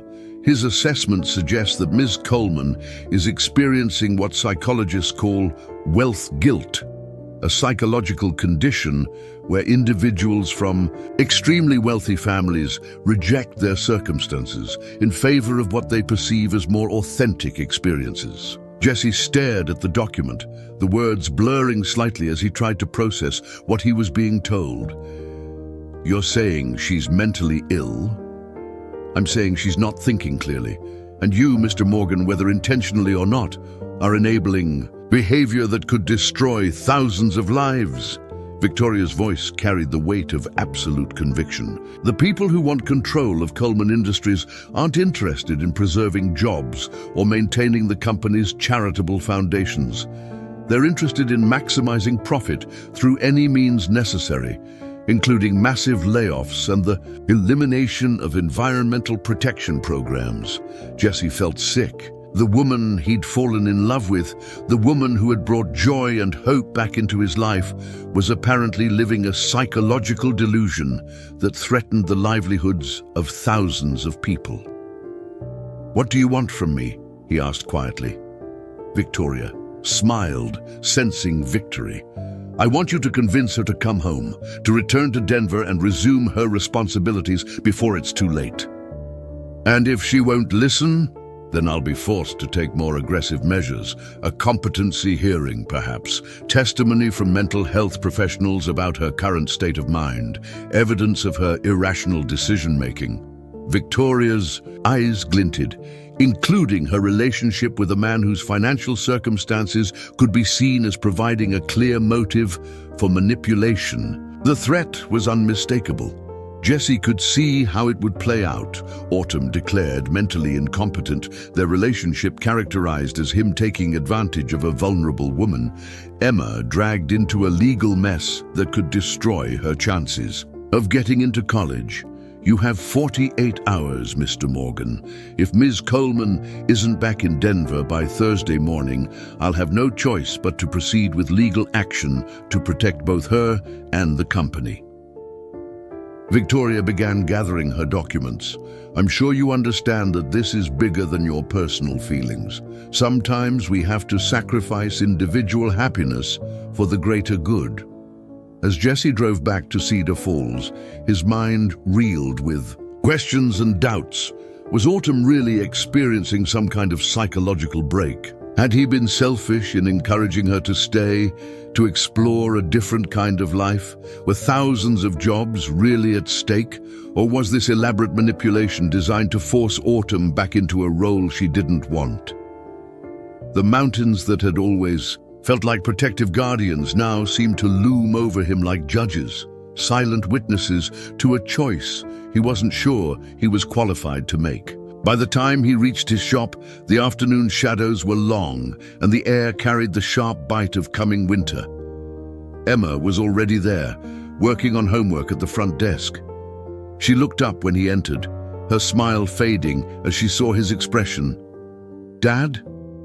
What's wrong?" Jesse looked at his daughter, bright, hopeful, trusting, and felt the weight of the decision he was facing. Tell Autumn about the meeting and risk involving her in a legal battle that could destroy both their lives, or find a way to convince her to return to Denver without revealing the threats that had been made? "Nothing, sweetheart," he said, forcing a smile. "Just thinking about some business decisions." But as Jesse mechanically went through the motions of closing up the shop, he knew that the peaceful interlude was over. The real world had found them. And now he had to decide whether the love he'd found with Autumn was worth the potential cost to everyone else. Outside, the black sedan remained parked across the street, its occupants patient and watchful, waiting to see which choice he would make. Jesse spent a sleepless night staring at his bedroom ceiling, the weight of Victoria Sterling's ultimatum pressing down on him like a physical force. Every time he closed his eyes, he saw Emma's face, not as she was now, bright and hopeful about her future, but as she might look if their lives were destroyed by a legal battle they couldn't win. He saw the faces of 40,000 strangers, whose jobs hung in the balance, people with their own families, their own dreams, their own daughters applying to college. By dawn, he had made his decision. It was the hardest choice of his life, but it was the only one he could live with. Autumn arrived at the shop around 8, as had become her custom, carrying 2 cups of coffee and wearing the soft smile that had become as essential to Jessie's mornings as oxygen. She looked radiant in the morning light, her hair loose around her shoulders, her face glowing with the kind of contentment Jessie had never expected to see in someone who had grown up with limitless wealth. "Good morning," she said, rising on her toes to kiss him. "You look tired. Rough night?" Jessie accepted the coffee but not the kiss, stepping back slightly in a way that made Autumn's smile falter. "We need to talk." Something in his tone made her set down her coffee cup and study his face with growing concern. "What's wrong?" Jessie had rehearsed this conversation in his mind dozens of times during the long night, trying different approaches, different words. None of them made what he was about to do any easier. "Autumn, I think you should go back to Denver." The words hung in the air between them like a physical blow. Autumn blinked, her face cycling through confusion, hurt, and disbelief. "I'm sorry, what?" Jessie forced himself to meet her eyes, even though what he saw there, the dawning realization that something fundamental had changed, almost broke his resolve. "This thing between us, it's not working. It's not real." "Not real?" Autumn's voice was barely above a whisper. "Jessie, what are you talking about? Yesterday you said you loved me. Yesterday I was caught up in a fantasy." The lies tasted like poison in his mouth, but he forced himself to continue. "You're a billionaire, Autumn. I'm a small-town mechanic. We live in completely different worlds." That didn't matter to you before. It should have. Jessie turned away from her, unable to bear the pain in her eyes. "I've been thinking about Emma, about her future, about what happens when this novelty wears off and you want to go back to your real life." "This is my real life," Autumn said, her voice growing stronger, more urgent. "Jessie, these past few weeks have been the most real thing I've ever experienced. You know that. We talked about this. We talked about a lot of things. That doesn't make them true." Jessie picked up a wrench from his workbench, gripping it so tightly his knuckles went white. "Look, you've been great with Emma, and I appreciate everything you've done for us. But she's starting to get attached, and I can't let her get hurt when you eventually get bored and move on." "Bored?" Autumn stepped closer, her eyes blazing with a mixture of hurt and anger. "You think I'm playing some kind of game? That I gave up my entire life in Denver because I was bored?" "I think you're going through something," Jessie said, hating himself for every word. "Some kind of crisis where you needed to feel normal for a while, but people like you don't stay in places like this. Eventually, you'll realize that." Autumn stared at him for a long moment, her breathing uneven. "People like me, rich people, powerful people, people who have responsibilities that go beyond what they want." Jessie set down the wrench and finally turned to face her. "You have a company to run, Autumn, employees who depend on you. You can't just walk away from that because you fell in love with the idea of small-town life." "The idea?" Autumn's voice cracked. "Is that what you think this is? An idea?" Jessie felt something dying inside his chest, but he pressed on. "I think you're a good person who got overwhelmed by expectations and responsibilities. I think you needed an escape, and I happened to be convenient. But running away doesn't solve problems, Autumn. It just creates new ones." Tears began to stream down Autumn's face, and Jessie had to clench his fists to keep from reaching for her. "You're wrong," she whispered. "You're wrong about everything." "Am I? Then prove it. Go back to Denver. Take care of your responsibilities. If what we have is real, it'll survive a little distance." "A little distance?" Autumn laughed bitterly through her tears. "Jessie, if I go back to Denver, I'll never get out again. You know that. They'll make sure of it. Maybe that's where you belong." The words hit Autumn like a physical blow. She took a step backward, wrapping her arms around herself as if she were suddenly cold. "I can't believe you're saying this," she said. After everything we've shared, everything we've built together, after I told you about my mother, about feeling trapped my whole life, about finding peace here with you and Emma." Jesse's resolve wavered. But then he remembered Victoria Sterling's words about 40,000 jobs, about Emma's future being destroyed by a legal battle. "Autumn, please, just go back to Denver. Give yourself some time to think clearly, away from all this." "Away from you, you mean?" Jesse nodded, even though it felt like signing his own death warrant. "Away from me?" Autumn stood there for another moment, tears flowing freely now, searching his face for any sign that he didn't mean what he was saying. Jesse made himself look cold, distant, even though his heart was shattering with every second that passed. "Fine," she said finally, her voice hollow. "If that's what you want, it's what's best for everyone." Autumn wiped her tears with the back of her hand, and Jesse saw the exact moment when her hurt transformed into something harder, more self-protective. "You know what, Jesse? You're right about one thing. We do live in different worlds. In my world, when people love each other, they fight for it. They don't give up at the first sign of difficulty." She turned toward the door, then paused and looked back at him one last time. "I thought you were different. I thought you saw me for who I really am, not what I represent. I guess I was wrong." Jesse watched her walk away, every instinct screaming at him to call her back, to tell her the truth, to fight for what they had. But he didn't. He stood frozen as she got into her Maserati and drove away, the sound of the engine fading until there was nothing left but silence and the echo of his own breathing. 20 minutes later, Emma burst through the shop door, her backpack forgotten as she ran to him with tears in her eyes. "Dad, what did you do?" she demanded. "I just saw Autumn driving toward the highway and she was crying. What happened?" Jesse looked at his daughter, his brilliant, perceptive daughter, who had immediately seen through whatever facade he'd tried to maintain, and felt the last of his strength crumble. "I told her to go back to Denver," he said quietly. "Why?" Emma's voice was incredulous. "Dad, she loves you. Anyone can see that. And you love her too. Why would you?"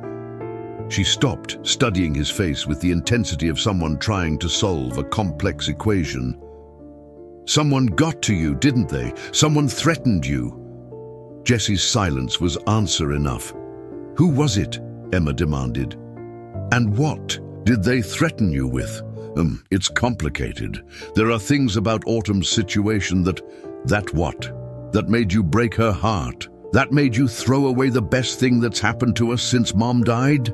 Emma's voice rose with anger and hurt. "Dad, I may be 15, but I'm not stupid. Autumn isn't some rich girl playing dress-up. She's a person who found something real with us, and you just destroyed it." Jesse sank onto a stool, suddenly feeling older than his 42 years. "I was trying to protect you, to protect all of us." "From what? From being happy?" Emma shook her head in disgust. "Mum used to say that the greatest tragedy wasn't dying young, it was living your whole life afraid to really live. You're being a coward, Dad." With that, Emma grabbed her backpack and stormed out, leaving Jesse alone in the suddenly empty shop. Outside, he could see the black sedan pulling away, its occupants apparently satisfied that their mission had been accomplished. Jesse Morgan, who had spent his entire adult life fixing things that were broken, had just broken the most precious thing he'd ever found. And for the first time in his life, he wasn't sure it was something that could be repaired.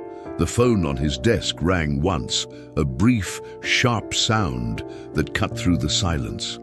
When he answered, Victoria Sterling's voice was crisp and satisfied. "Mr. Morgan, I'm told that Ms. Coleman is on her way back to Denver. I want you to know that this was the right choice. For everyone involved. Everyone involved." Jesse hung up without responding, staring out at the empty highway where Autumn's taillights had disappeared. He had made his choice, done what he thought was necessary to protect the people he loved and the strangers he'd never meet. So why did it feel like the worst mistake of his life? 3 days passed in a grey haze of regret and second-guessing. Jesse went through the motions of his daily routine, opening the shop, working on repairs, closing up at night. But his heart wasn't in any of it. Emma barely spoke to him except when absolutely necessary, her disappointment and anger radiating from her like heat from a furnace. The coffee Autumn had brought every morning sat untouched on his workbench, growing cold and bitter like everything else in his life. On Thursday evening, as Jesse was mechanically cleaning his tools and preparing to close the shop, Mrs. Patterson appeared in his doorway. The elderly woman took one look at his hollow expression and shook her head with the particular disapproval reserved for men who had made spectacularly foolish decisions. "Jessie Morgan," she said, settling herself on a stool without invitation. "You look like 10 miles of bad road." "Thanks, Mrs. P. Really what I needed to hear today. What you need to hear and what you want to hear are two different things," she replied tartly. "Now, are you going to tell me what happened with that lovely girl, or am I going to have to drag it out of you?" Jesse set down his wrench and sighed. Mrs. Patterson had a way of making people confess things they'd rather keep private. It was either tell her the truth or endure weeks of pointed questions and meaningful looks. "It's complicated," he said finally. "Complicated how? You love her, she loves you. You were both happier than I've seen either of you in years. Seems pretty straightforward. To me, there are things you don't understand, things about her situation." Mrs. Patterson fixed him with the kind of look that had probably made her students confess to cheating on tests for 30 years. "Then explain them to me." Jesse found himself telling her everything. About Victoria Sterling's visit, about the threat to Coleman Industries and the 40,000 jobs, about the psychological evaluation and the competency hearing. Mrs. Patterson listened without interruption, her expression growing more incredulous with each detail. "Let me see if I have this straight," she said when he finished. "Some corporate lawyer told you that Autumn was mentally ill and you believed her?" It wasn't just that. There were documents, psychological evaluations.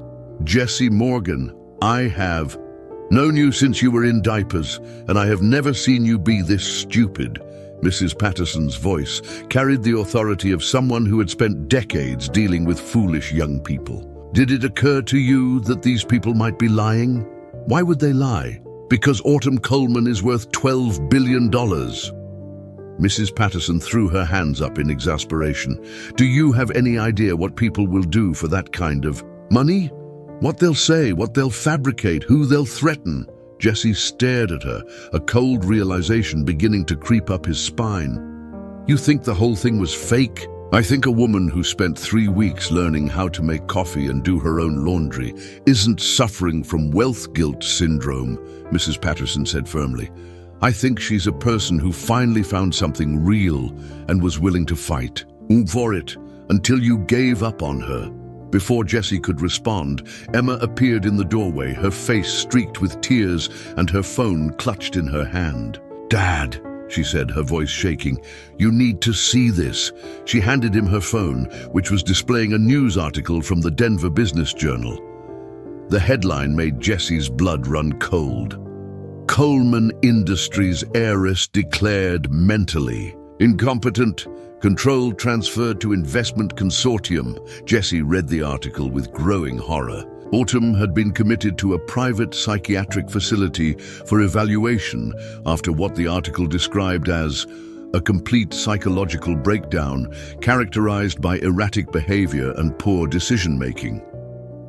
The board of directors had voted unanimously to transfer operational control to a group of investors led by Victoria Sterling, who was quoted as saying that the decision was necessary to protect both the company and Ms. Coleman's personal welfare. "This is dated yesterday," Jesse said, his hands trembling as he handed the phone back to Emma. "Dad, they're saying she tried to give away millions of dollars to strangers and abandoned her responsibilities to live with a small-town mechanic. They're using you as evidence that she's mentally ill." Jesse felt sick. Every word he had said to Autumn during their breakup was being used to paint her as an unstable woman who had fallen prey to a gold digger's manipulation. His attempt to protect her had instead given her enemies exactly the ammunition they needed to destroy her. "Mrs. P, can you stay with Emma?" Jesse was already grabbing his keys and jacket. "I have to go to Denver." "Where are you going?" Emma called after him. "To fix the biggest mistake of my life." The drive to Denver normally took 2 hours. Jesse made it in 90 minutes, pushing his aging Honda to speeds that would have gotten him arrested under normal circumstances. But these weren't normal circumstances. The woman he loved was locked away in some psychiatric facility, branded as mentally ill because he had been too cowardly to fight for what they had. The psychiatric facility was an imposing brick building on the outskirts of Denver, surrounded by manicured gardens and discreet security fences. Jesse parked in the visitor lot and walked to the main entrance, his heart pounding with a mixture of determination and fear. "I'm here to see Autumn Coleman," he told the receptionist, a middle-aged woman with kind eyes and a gentle smile. "Ah, you family?" she asked. "I'm her fiancé," Jesse lied without hesitation. The receptionist consulted her computer screen and frowned. "I'm sorry, but Ms. Coleman isn't allowed visitors at this time. Doctor's orders." "What doctor?" "Dr. Marcus Webb. He's the attending physician overseeing her care." Jesse felt a surge of anger. Marcus Webb, the same doctor whose psychological evaluation Victoria Sterling had shown him. The whole thing was a setup, orchestrated by people who saw Autumn as nothing more than an obstacle to their financial ambitions. "I need to speak with Dr. Webb," Jesse said. "He's not available at the moment. Perhaps you could call tomorrow." "Ma'am," Jesse interrupted, leaning forward and speaking with quiet intensity. "I need you to understand something. The woman you have in here isn't mentally ill. She's being held against her will by people who want to steal her company. I'm probably the only person who knows the truth about what's happening to her." The receptionist looked uncertain, glancing around the empty lobby as if hoping for guidance. "Sir, I can't just—" "5 minutes," Jesse pleaded. "Just let me see her for 5 minutes. If she doesn't want to see me, I'll leave and never come back." Something in his voice must have convinced her, because she picked up her phone and spoke in low, urgent tones to someone on the other end. After a brief conversation, she hung up and looked at Jesse with what might have been sympathy. "Room 237, she said quietly. "Third floor. But if anyone asks, you were never here." Jesse took the elevator to the 3rd floor, his heart hammering against his ribs. The hallway was sterile and quiet, broken only by the soft squeak of his work boots on the polished linoleum. Room 237 was at the end of the corridor, its door slightly ajar. He knocked softly and pushed the door open. Autumn was sitting by the window, staring out at the Denver skyline with vacant eyes. She was wearing a standard hospital gown, her hair limp and unkempt, her face pale and drawn. When she turned toward the door and saw him, her expression cycled through surprise, hurt, and finally a kind of weary resignation. "Hello, Jesse," she said quietly. "Come to tell me that this is what's best for everyone too." Jesse felt his heart break all over again.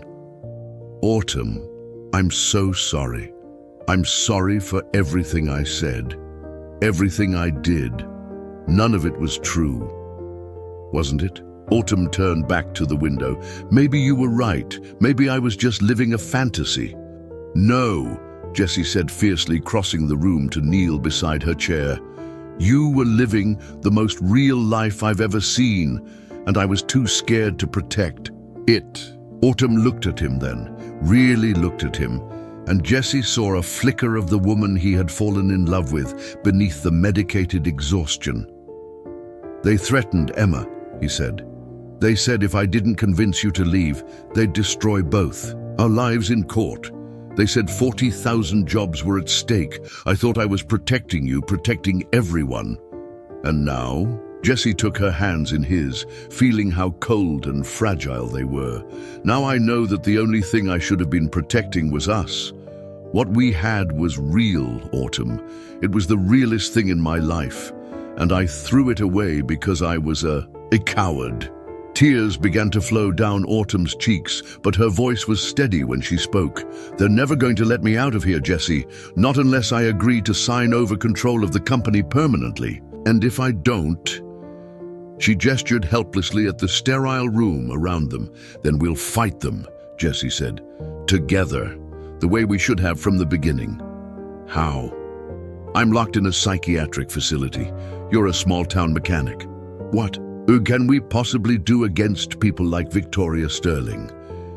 Jessie smiled for the first time in days, feeling something like hope stirring in his chest. We can tell the truth, and sometimes the truth is stronger than all the money in the world. He pulled out his phone and showed her the screen. Emma helped me research this place. Did you know that Dr. Marcus Webb lost his medical license in California for falsifying psychiatric evaluations on behalf of wealthy families trying to control inheritance disputes? Autumn's eyes widened. How did you find that out? Turns out teenage girls are very good at internet research when they're angry enough. Jessie squeezed her hands. Autumn, if you're willing to fight, I know someone who might be able to help us. But it means trusting me one more time, even after I let you down so badly. Autumn studied his face for a long moment, searching for something. Whatever she found there must have satisfied her, because she nodded slowly. What do you need me to do? Jessie felt his heart soar. I need you to be brave enough to believe in us again, and I need you to marry me. Autumn blinked in surprise. I'm sorry. What? Marry me, Jessie repeated, pulling a small velvet box from his pocket. Not because it's practical or strategic, but because I love you, and I should have said that instead of pushing you away. Because you're the strongest, bravest, most wonderful woman I've ever known, and I want to spend the rest of my life proving that I'm worthy of you. Autumn stared at the ring, a simple solitaire that he'd bought with his savings account that afternoon, and then at Jessie's face, which was shining with love and determination. Jessie Morgan, she said, her voice thick with tears, are you proposing to me in a psychiatric facility? I'm proposing to you wherever you are, Jessie said, because that's where I want to be too. Autumn laughed through her tears and threw her arms around his neck. Yes, she whispered against his ear. Yes, yes, absolutely yes. As Jessie slipped the ring onto her finger, he felt something fundamental shift in the universe. They still had to fight their way out of this mess, still had to face Victoria Sterling and her corporate machinery. But they would do it together, the way they should have from the beginning. The war wasn't over, but the battle for their hearts had finally been won. The plan came together with the kind of precision that only desperation and righteous anger could inspire. Jessie called Emma from the hospital parking lot, explaining everything while she took careful notes on her laptop. Mrs. Patterson, it turned out, had a nephew who worked as an investigative journalist for the Denver Post. And within 6 hours of Jessie's phone call, Marcus Chen was sitting in his rental car outside the psychiatric facility with a camera, a digital recorder, and a burning desire to expose corruption in high places. Emma had done her homework. Not only had she uncovered Dr. Webb's fraudulent past, but she'd also traced the ownership of the psychiatric facility back through 3 shell companies to Victoria Sterling herself. The woman hadn't just orchestrated Autumn's commitment, she owned the place where Autumn was being held. It's a complete conflict of interest, Emma explained over the phone, her voice crackling with excitement. She can't be both the person who ordered the psychiatric hold and the owner of the facility. That's illegal in Colorado. Jessie felt a surge of pride in his daughter. At 15, she was already a better detective than most adults he knew. What about the competency hearing? Scheduled for tomorrow morning at 9. But here's the thing, Dad. They're holding it in a private conference room at the facility instead of in open court. That's also illegal. Competency hearings have to be held in public unless the patient specifically requests privacy, which Autumn never did. The pieces were falling into place, but they still needed to get Autumn out of the facility before the hearing could take place. That's where Marcus Chen came in. The journalist had been investigating corporate abuse cases for 15 years, and he recognized the smell of corruption from a mile away. "I can't just walk in there and demand they release her," he told Jesse during a hurried meeting in a coffee shop near the hospital. "But I can create enough of a media firestorm that they'll have to follow proper procedures." "What do you need from us?" Marcus smiled grimly.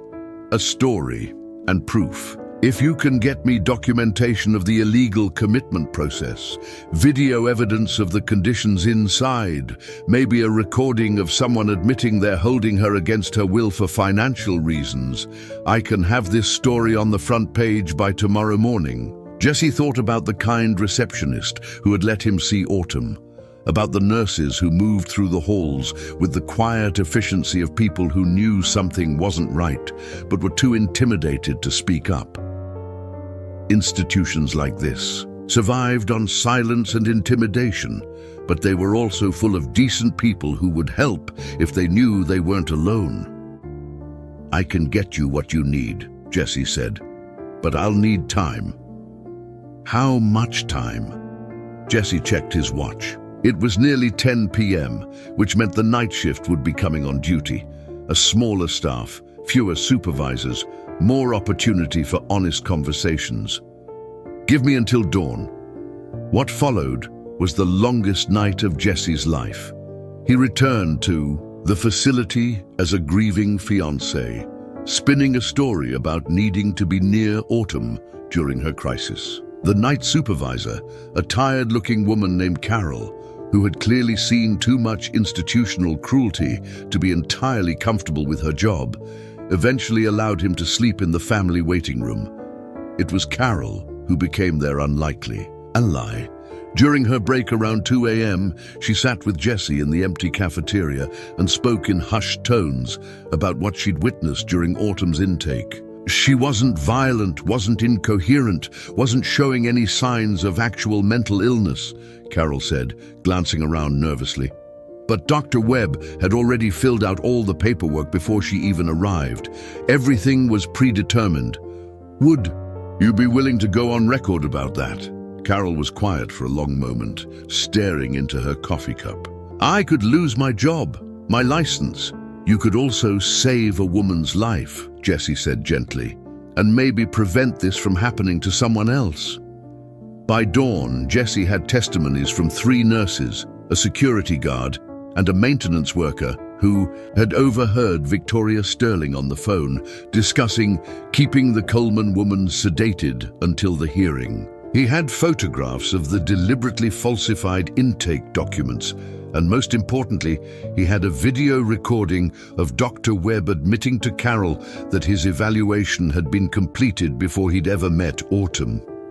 Marcus Chen worked through the night, crafting a story that laid out the conspiracy in devastating detail. At 7 a.m., as Jesse sat in Autumn's room holding her hand while she slept off the effects of unnecessary sedatives, his phone buzzed with a text from the journalist. "Story goes live in 30 minutes. Be ready." The Denver Post's website crashed twice from the traffic surge when the article went live. Within an hour, it had been picked up by national news outlets. By 9 a.m., exactly when the illegal competency hearing was supposed to begin, there were 6 news vans parked outside the psychiatric facility and a crowd of reporters demanding answers. Jesse watched the chaos unfold from Autumn's window, his heart pounding with a mixture of hope and terror. Either their plan would work, or Victoria Sterling would find a way to bury them all. Dr. Webb arrived at the facility to find himself surrounded by cameras and shouted questions about his fraudulent medical license. He fled without comment, but the damage was done. Within minutes, the facility's administrator was on the phone with lawyers, and shortly after that, a very different kind of doctor appeared in Autumn's room. "Ms. Coleman," said Dr. Sarah Martinez, the court-appointed psychiatrist who had been rushed to the facility by an emergency judicial order, "I'm here to conduct an independent evaluation. I need to ask you some questions." Autumn, who had been gradually coming out of her medicated haze as the morning progressed, answered with the clarity and intelligence that Jessie had always known her to possess. Yes, she understood where she was and why she had been brought there. No, she was not experiencing any delusions or hallucinations. Yes, she was capable of making her own decisions about her medical care and her business affairs. The evaluation took less than an hour. Dr. Martinez's report was succinct and damning. Patient shows no signs of mental illness, psychosis, or cognitive impairment. Current commitment appears to be without medical justification. By noon, Autumn was free. They walked out of the facility together, past the crowd of reporters and cameras, past Victoria Sterling, who stood white-faced and silent beside her expensive lawyers. Jesse kept his arm around Autumn's shoulders, not just to support her, but to remind himself that this was real, that they had actually won. "Where do you want to go?" he asked as they reached his Honda in the parking lot. Autumn looked at the car, then at him, then at the ring on her finger that caught the sunlight like a promise. "Home," she said simply. "I want to go home to Cedar Falls." The drive back to the mountains was surreal. News radio stations were covering the story, with legal experts discussing the implications for corporate governance and elder abuse. But inside Jesse's Honda, there was only the quiet conversation of two people who had found their way back to each other.